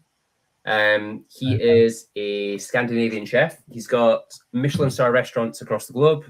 In fact, he's the only chef in the world to have 3 restaurants with 3 stars, which is like a global first, I think. So he kind of knows what he's talking about when it comes to flavor. He's got restaurants in Stockholm, Dubai, Singapore. He's huge on Scandinavian ingredients, but he like brings like a whole like modern twist to it. We did a beautiful little 16-year in collaboration with him. This is a Highland Park matured in virgin Swedish oak. So it's about 60% virgin oak, and then that remaining 40% has a bit of bourbon, a bit of sherry, and a bit of refill in it. So 60% virgin Swedish oak to really get that kind of different flavor and that different slant to a Highland Park. And then for a bit of balance, we bring in some bourbon and we bring in some sherry as well, just to really round out the flavors. But I think it's lovely. I think Swedish oak is not something you typically see in Scotch whiskey. I can think of maybe a handful of releases that have done a full maturation in Swedish oak for UK release. And it definitely brings like a different kind of character to the whiskey. It's quite punchy, maybe quite resinous. It's got like a nice ginger root kind of flavor, but there's still some lighter elements to it. There's still some nice fruitiness. I get like a really like little subtle honeysuckle note to this one as well. But it does have that big dominant punchy spicy note right in the mid palate, which I think is just like fantastic. Yeah, given the collaboration, was it meant to pair with food or something like that? It's not necessarily meant to pair with food. The idea with when we collaborate with a specific person is, it's funny, I was recently talking to our master blender, and he was talking, he was kind of waxing lyrical about this project. And what's great for him about this is so often he is creating whiskey for lots of people at the same time. He's always got to kind of figure in a sense of continuity with the different expressions. The 18-year-old is a legacy piece where you're working with the best of what you have in the warehouse, but you're also kind of trying to create a sense of continuity with the whiskey. This was purely about pairing them up with a partner and creating using his knowledge, using the resources of the warehouse to create an expression that he felt like did it justice and expressed it. So I think that this one in particular, like, super great with like apple spice and stuff. We did a tasting of this with 3 different Swedish pastries, which is like apple, cinnamon, like buttery, all of those flavors. Yeah, so you can see good it. with Yeah, like something like definitely. big and punchy. Got a bit of, it's like 48%, which I think is like a really good ABV for this whiskey. It just gives it like a little bit of elbows, gives it a bit of space to move around. But like with Highland Park, with sweet, kind of sweet buttery flavors, I think always punches through. I think it works really well with this particular dram. Yeah, we've had it's just interesting what you're saying about, like, you're literally making it sort of with or for one person. Yeah, we had Nick and Quiet Rebels. We've had a couple of those on. So that's obviously the people who work at the distillery. But like again, that's kind of that fun project where they really making something special and personal for that one person. Yeah, it's a very different way of working. And you're seeing it a lot, right? Like, I mean, you could say that celebrity whiskey is kind of that as well. But with this one, there was definitely a bit more dialogue between the 2 people. I don't know how much dialogue there was, say, with Glenmorangie and Harrison Ford. Sure. But like the idea, right, is still that when they do that release, they're creating it based on this person. And there's an element of that as well. I think that's it's an interesting aspect to explore with, particularly with some of these like more traditional single malts. You're talking about whiskey distilleries that have huge repositories of casks. Like, we are the smaller distillery in our kind of parent company, and we've got, I'm going to say, like 46,000 casks on Orkney alone, and then probably like another 20,000 kind of spread across different warehouses on the mainland. Huge amount of whiskey.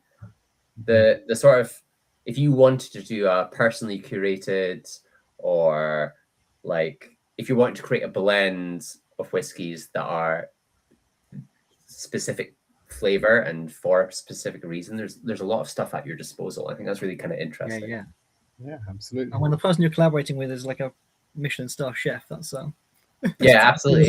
Yeah. He's kind of a cool guy. Like, he's very Scandinavian, like quite dry, but like also like his stuff is very high end, but like he's very not pretentious. He just wants like things to taste good, things to like please people, and like it to just like really deliver. He's not really fussed about all of the kind of dressing around it. So I think that's kind of why we found that as like a good kind of bond for the brand. We could read out some of these. Yeah. I was just doing that. I was just laughing at there were some suggested DJ names coming in just above. Oh no, let's do suggested DJ names first. Absolutely. We had Christ. We had DJ the Malt Father. Then we had DJ Pour and Spin, which I quite like. That's good. Yeah, I like that. Yeah. DJ Dram Daddy. I think it's possibly going downhill. DJ Dram and Bass. Nah. DJ Dram and Bass. Dram and Bass. I've always wanted to start a club night called Dram and Bass. There you go. So, okay. I feel like a club night where you only drink drams is incredibly dangerous, though. So it's not a long yeah, it's just no one should grant that license. So I feel like it should be shelved straight away. I'm here for it.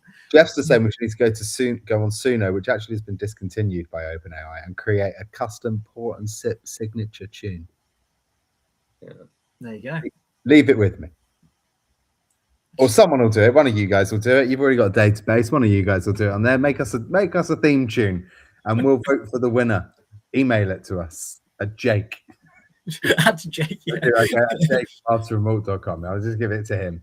Right. What else have we got coming in? Actual It's a notes. dangerous night. Andy's playing music. He's just filling my inbox. Right. We have yes, a lovely peat and touch of paint thinner off the bat there, with undertone of caramel on the nose. We have subtle smoke, scrub, heather, peat, orange, allspice. Steve Coleman Williams is loving the smoke in the nose, really subtle, but winding its way through the baked stone fruit notes. Nice, yes. Malcolm Tucker's asking, how deep That is such a specific question. I love how that. deep in the peat bed do you take the peat from to smoke your whiskey? Oh, fair enough, Malcolm Tucker. Jesus. So there once was a time when we would dig straight down, and you would take the topsoil, the roots, and then every single layer of peat, and that would all go in the kiln. So, like, historically, they were throwing the moss and the heather straight into the kiln and smoking it as well. Sure, yeah. We don't do that anymore because now we are much more considerate of the landscape of Orkney, and also we have a sort of obligation to protect that. So now we actually basically kind of scoop the middle layer. So the top layer where the roots and all the flora is undisturbed. That's the medium layer. The middle layer is cut away, and then it's kind of relaid and replanted. And you would actually, if you were to visit today, you wouldn't actually really be able to tell that it had been dug. It would just, the whole landscape just sits like 2 meters lower. I don't know the specific distance. It's probably about 2 meters, maybe even less. About 1.5 meters of peat is probably dug. But yeah, I mean, we're always very conscious to just take this particular section and then we replant the whole layer. So. I love the question. That is a great one. Yeah. Great question. Malcolm Tucker, by the way, just makes me think of In the Loop. I don't know if anyone else is getting that reference, but never seen I wasn't even sure if it was his real name. I was like, is this just like a little reference? Never seen it. Malt Rummage is saying it's a good question as well. Never thought of that as a flavour choice. Jeff's is saying, need to know more about these tours. He's talking about your ones where you obviously take clients up. He's asking, can you take him? Oh, I see. Yeah. I mean, just sell loads of Highland Park and there you go, Jeff. Start selling Highland Step Park. one. The distillery is open for tours, so if you're going up on your holidays or whatever, you can book in directly through the website. That's no issue whatsoever. If you do run a bar or a restaurant and you sell a bountiful amount of Highland Park, then I will also gladly take you up. But until what then, happens if he has a home bar with a lot of Highland Park on it? I mean, he would have to be drinking quite a bit of it before he gets forward. But we don't like I'm here, man. Like hit up my Instagram and we can talk. But yeah, you generally speaking, for our best customers in the UK, we'll take them up just to show them. You need to get on that list then. Yeah. Jeffster. Real Bongi say I get dark chocolate smokiness and a touch of orange peel with a dark chocolate melted on a peat fire finish. Yeah, I get a wee bit of dark chocolate for sure. Like I think that's quite a consistent note for sort of 15 up for Highland Park. You get a little bit of that. Malcolm Tucker is getting into the history here, saying Orkney was ceded to Scotland as part of a dowry by a king of Norway to King James III of Scotland. Yep, all true. So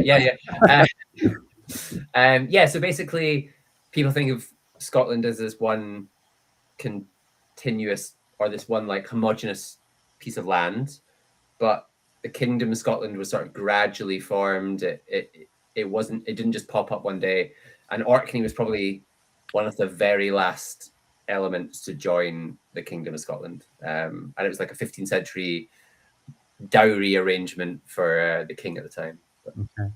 Jake, have you ever heard this one when you were doing archaeology at uni? Because I was into archaeology, but ultimately I didn't dig it.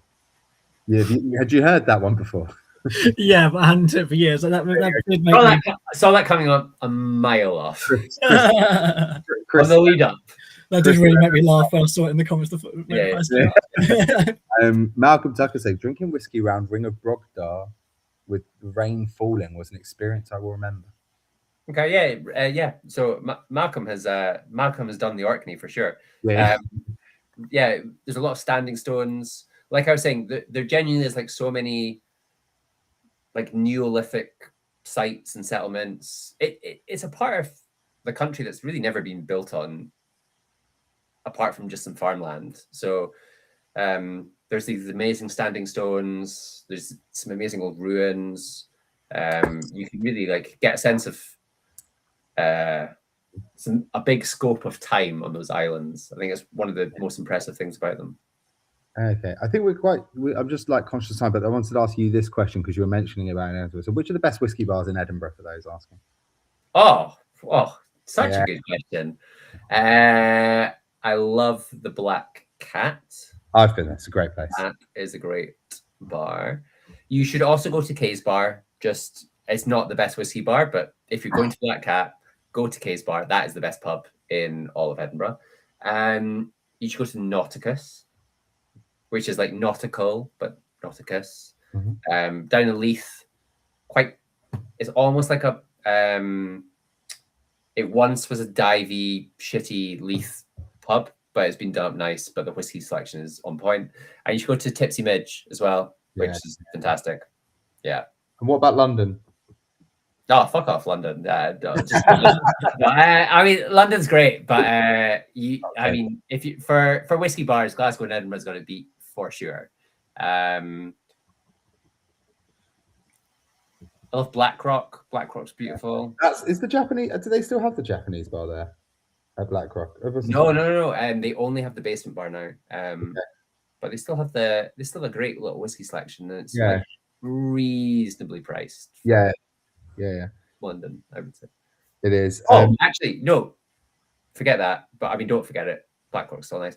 Bar Lotus is the best whiskey bar in London. Where's that? It's in Dalston. It's a relatively new space. But I think it's like, I don't know who owns it, but honestly, the whiskey selection there is genuinely ridiculous and pretty reasonably priced. It's not going to stay that way for long. Eventually, all the fucking central Londoners will discover it. I get a nosebleed if I go into East London. So I'm West London, and stop panicking. I was just like, "What is this place? I don't like it." But if it is that good, I will make the pilgrimage. No, genuinely, you genuinely should. It's far and away the best whiskey bar in London, and it will eventually get overrun by people in Gilets. So you might as well go now. West London is okay, fine. Yeah, exactly. Yeah. You can be the first. Off the wave. Fuck it up. With Andy. Yeah. Malcolm Tucker said he's got 7 bottles of Highland Park. Will that be enough for you to take him up there? Drive a hard bargain, Malcolm Tucker. And also, I think as it said, Jeffster's already made the Pour and Sip theme tune. He's sending it in now. It's all happening here tonight. And also, like, you've been called a complete omni shambles, which is a thick of it quote, which is great. I love it's that. Andy, by the way, obviously. Andy is a complete omni shambles. I've never seen the thick of it, so I don't have the reference. So whatever. You should. Steve Conway. So things to watch, bars to go to. Yeah. There's lots of homework here for that, and we still have 2 whiskeys to try. So on that note, it's been great talking to you. Mike. It's been a pleasure, and learning all things Highland Park, Vikings, Scandinavian chefs, whiskey bars in Edinburgh. It's been a real journey, man. Yeah, you too. Thank you very much, and we'll speak to you at the end. It's been splendid. Cheers, guys. Someone said here, it's been the strongest 3 for a long time. I don't know if he means whiskies or guests or take either. Yeah, take either. We'll take any of them. Yeah. Right, we've got 2 more whiskies to try, Jake. Well, yes, very quickly, of course. It's a school night, etc., etc. Feel free to save this for another time. But yeah, we're going to talk very quickly about the other 2 in the box. Do you want to kick off with the Glencadam? Yeah, I can do, because actually Glencadam is one of my favourite distilleries ever, to be honest. And it is totally and utterly underrated. Not often kind of gets spoken about in kind of the grand things of whiskey, but it is just a genuinely authentic, old school, really, really bloody good distillery that never really disappoint. Absolute hidden gem. And this one we've got tonight is their Amarone wine cask finish. Not seen that many Amarone wine cask finishes. Last one I tried was maybe like the Arran one, but they're always pretty nice. So yeah, Glencadam, not the most regular name in the whiskey industry, but that's kind of part of its charm. It sits in Brecon and Angus in the Eastern Highlands and was founded back in 1825, so just shy of 200 years old. And it's one of the few Highland distilleries that's still essentially handcrafted, so using the same traditional methods it's been using for the best part of 2 centuries, and now owned by the independent Scottish company Angus Dundee. What makes it kind of distinctive is the shape of the still. So they've got these kind of line arms that there's a bit at the top that kind of carries the vapor off to the to be condensed, and they tilt slightly upwards. So most distilleries have them angled down. These ones tilt upwards, and that tiny little detail means more reflux, which means more contact with the copper. And then what comes off is this noticeably lighter, fruitier, more elegant spirit. It's often called the cream of the Highlands, and once you taste it, you will understand why. The 15, I have to say, is really great starting point for trying that kind of classic Glencadam creamy dram. So I'm interested to try this one, to be honest with you. It is an Amarone wine cask finish, and for those who don't know, it's a serious Italian red wine from the Veneto region, made I'm going to mind my Italian here, but it's made using a method called appassimento, where the grapes are dried out for months before being pressed, and that gives Amarone this rich, raisiny, concentrated character with deep, dark fruit intensity, and it's one of Italy's greatest wines. This whiskey is the first matured American oak ex-bourbon cask in Glencadam's Old Dunnage warehouse, and then they're married together and finished in these Amarone wine casks from Italy. It's bottled at 46%, non-chill filtered, as is everything with Glencadam, all natural colour. We're expecting things like cherry jam notes, marzipan, red fruits with that classic creamy Glencadam character. So for those of you wanting to try it tonight, I can say I haven't tried it just as of yet. Looking forward to it, but if it's Glencadam, I'm pretty much guaranteeing it's going to be good. Very nice. Lovely little monologue there. I haven't got anything nearly as good prepared. Segment. But Kingsbarns is a newer distillery. It was built by Weems, who do some great independent bottlings. Is it Weems or Wemyss? I never know. It's Weems, yeah. That's a good question. And probably something we should have put on the card. Yeah, it's Weems.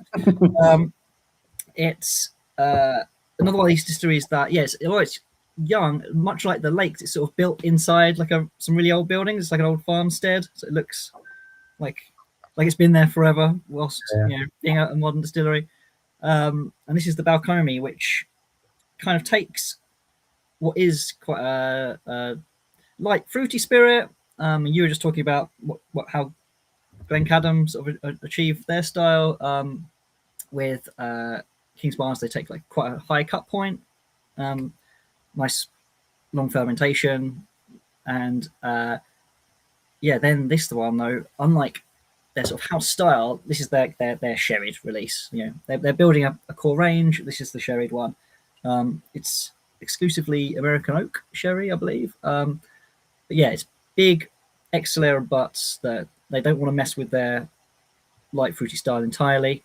Some nice summer fruit notes. That's another theme through some of these I was sort of talking about earlier. Mm-hmm. And yeah, another one to look forward to trying that one. To enjoy, yeah. I have to say, I have just poured myself Adam, had a couple of sips, and it's absolutely phenomenal. I was just saying it's really wonderful. So nice. There you have it, people. Shall we invite the gang back onto the screen? Yeah, I think Chris has just sent us a little message. He's got to shoot. That's just completely unacceptable. We will we will deal with it. But let's no. Wait a sec. They're not R&B. No. Sorry, it's not R&B. Okay. You don't play the music again. Yeah. They need something to come back. Yeah. Oh, we've got Mike and we've got JP. Goodness me. It's just JP. Mike, I'll bring him in. He's muted, I think, and his camera off. Maybe. We have to leave the music running until he puts his camera back on.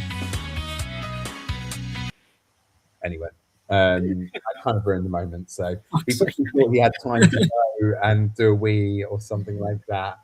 Then he's like, Mike, how's it going? There he is. Hey, man. It's been a long time. Good to see you guys. Is that music? Just see what's going on in the comments. Yeah. Okay. So Malcolm Tucker's talking about Elysium Bar in Manchester. got a Buffalo Trace tasting there apparently soon. We've got Malcolm Tucker's tucking into the Kingsbarns. He's got red fruit, burnt sugar, vanilla custard, creme. Yeah. So, guys, worth noting. So, for you guys, Mike and JP. So, basically, we're going to ask all our pour and sip guests now to vote for their favourite dram from tonight's box. So, please don't be offended if it's not your dram. Okay, cool. I mean, just guys, just vote Highland Park and we can all be friends. It's honestly, it's not a huge issue. Just, like a politician right at the end. Yeah. And can you just vote for me? So just let us know what your favourite of the box were. What your top 5 were. Of course, the answer is all of them because there are no right or wrong answers, but it's still a bit of fun. So let us know which one is going to be the one you're going to buy. And for you guys, I want to know if you could share a dram with anyone past or present, who would it be? Famous or not? Exactly. That's the reaction I usually get. And one of yours, which dram would it be that you share them with? Anyway, whilst I read some of these out, you can have a little think.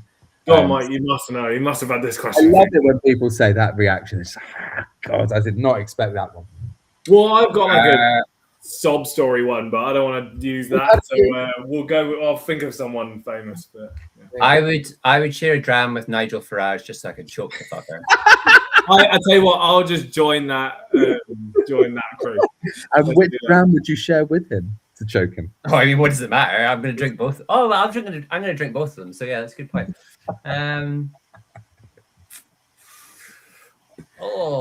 Good question. You know, Highland Park 30 doesn't suck. So if I get to pour 2 of those and he's not drinking his, I'm happy with that. I've heard he likes whiskey as well, so he doesn't know what he likes. He doesn't know what he likes. Got a clue. What about you, JP? Celebrities escape me at the best of times. Can I say someone close? Yeah, of course. Yeah, my granddad. He was he was the one that got me into golf, and he was the one that got me into whiskey as well. So, and what will I share with him? I don't know. Well, it's got to be something from Chichiboo. I'll share with him the Chichiboo that I will find from the guy that stole it. Yeah, personally go and find it again. Yeah, that's a great one, actually. Or even if it's even if I've found it, like if there's any traceability to where it was flogged to, I will find that bowl. Honestly, Steve Coleman Williams did say earlier, not to worry because the Royal Mail did deliver a magazine to someone 19 years late the other day, so there's still hope. I think that's a great screenplay for a film. Wouldn't that be so funny if you got that like 20 years later? Yeah, it just turns up at the door. Yeah, okay. What about you, Jake? I haven't asked you this question. I always ask Jess, but I've never asked Christ. Ooh, I think you did lay this on me once. I think I said that it would probably be Iggy Pop. That's exactly. I know. I did. I remember you saying. Yeah. I remember you saying. So my firstborn has ended up being called Iggy, which was not directly because of Iggy Pop, but it's like certainly a part of it. Yeah. And yeah, he's a pretty crazy guy, isn't he? I saw him jumping around the stage and diving into the crowd like 70. I like imagine what he was like in his 20s and stuff. Like, geez. Yeah, I saw on Twitter, X, there was like a video of him on stage with his stomach out and everything, and everyone just the caption was just like, "Should you still be doing this at 70 years old?" And it was just him with his like stomach out singing like that, and I'm like, "That's great, man!" Like, the answer is yes, yeah, absolutely. You can. Why not? Wouldn't you? Yes. Let's read some of these. Okay, Texman, Ichiro, very close. Number 2, Highland Park. Malcolm Tucker, if I can vote Highland Park, can I get on the visit with you? Yeah, sure, man. Yeah. Callisto, Ichiro for me. Clive Hampton, Ichiro scores the winner for Japan tonight. Simon Ichiro, love me how balanced it is. Steve Coleman Williams, the same. Downs family, Ichiro, then Kingsbarns. Steve Coleman Williams, Highland Park, getting my vote for that. Real Bonger, well, no surprise. The PT one, Highland Park is my number 1 this time. David Woolcock, strong 3, but Highland Park 16 for me tonight. Loving the Glencadam currently. Nice drop. Malt Rummager, I loved all 3, to be honest. Loving the different approaches to maturation for all 3. Midsanara, Swedish Oak, and Elevage. I'm going with the Lakes and supporting England. Yeah. Steve Coleman Williams, according to the database, sorry, our pour and sip guests, they have a database online where they can vote and rate the draft. They've just created themselves, which is fantastic. Well, Steve Coleman Williams created it. Oh, yes. all throughout the tastings we've done of how many we've tasted 5 drams a month since 2020 on this. There must be quite a lot on there. According to the database, Highland Park is 4 out of 5. Ichiro is 4.2 out of 5, and the Lakes is 3.8 out of 5. Ali C, order tonight. First, Highland Park. Looking forward to my flight from Edinburgh. Second, Glencadam. Hadn't tried before, so a revelation. Third, Kingsbarn time with Ichiro. Lakes for last for me. Seacom Williams. So highball poll options were yes, no, maybe. It depends. Results are 100% say yep. Agree with you, Andy. And the rest said no. Unbelievable. I knew it. Anyway, so no, so 50-50, yes and no. So there you go. As with everything with whiskey, it's all split, all opinion, and that's why we love it. Malcolm Tucker, Highland Park for me, but the Kingsbarn and Glencadam very close behind. Khaleesi got to go, but great night. Thank you to a guest. Yeah, Ali C. The share a dram always has to be Billy Connolly. We've had Billy Connolly, like I think every week at least somebody. Oh really? Sorry, you said that like you'd had him on the show. No, yeah. And he said himself, share a dram with. Yeah. Malcolm Tucker, South Africa down to 10 men. Ah, man. And Chris Leno, Highland Park for me. Can I get a free bottle? No, you can't. But you can get a cheaper one from the Pour and Sip store. This is true. I didn't say my dram, did I? I think I'm a sucker for a redbreast. I love a redbreast. So that'd be what I'd be showing with Iggy Pop. But yeah, I like how people are always saying about different approaches. I like how that Ichiro had some people who were saying, yeah, that was my first, that overall. And but yeah, nice split, and obviously some love for the Highland Park for you there, Mike. Amazing stuff, yeah. Yeah, Malcolm Tucker's. I tasted the other two earlier this week. Now on Little Brown Dog Secret Highland Distillery. Pine Leaf, never heard of that. But nice. Sounds interesting. But anyway, guys, thank you so much to all our guests, to Chris, to Mike, to JP. It's been an absolute pleasure. Thanks to you as well, Jake, my co-host. It's been a while since we've done one of these together. Yeah. I will come with better music next time. Please don't. Or none. I will. And thank you, everyone. And we'll see you again in July at some point. Jake, do you have a date? Yes. Sorry. It is the 9th, I believe. Yes, the 9th of July. We'll see you then. Will England be world champions by then? Not quite. I think the World Cup's still going on, isn't it? Plus, probably not going to have them. Thanks, everybody. Cheers. We'll see you soon. Yeah. Cheers, guys. Thank you. Cheers, everyone.